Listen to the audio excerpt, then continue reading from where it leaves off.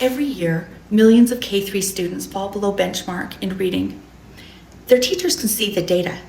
The assessments confirm the child is below proficiency.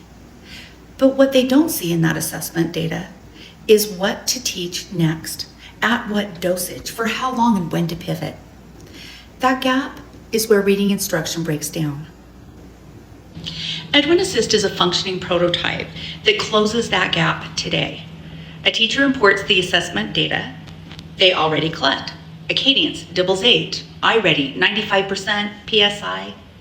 EdWinn resolves each student across a 79-skill universal reading taxonomy built on the science of reading. Watch it work.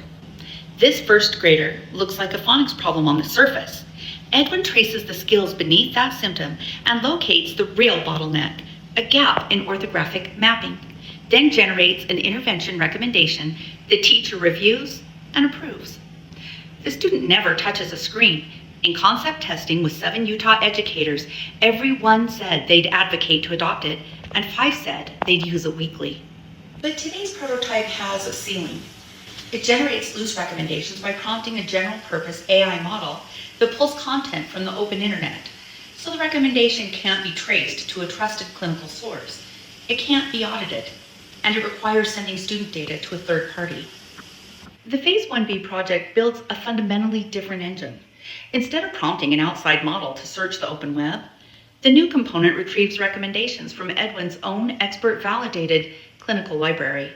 Intervention content reviewed by letters-trained reading experts and organized against that same 79-skill taxonomy. It runs on self-hosted infrastructure, so student data never leaves EdWinn's environment. This is a different technological approach from the prototype. Knowledge-grounded retrieval from a validated library, not prompt-based retrieval from the open internet. And it changes what the teacher sees.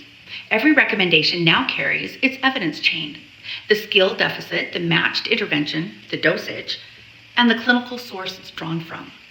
The teacher can trace it, verify it, defend it to a specialist or a parent, and approve or reject it, or modify it. That's exactly what teachers told us they needed before they'd trust an AI recommendation.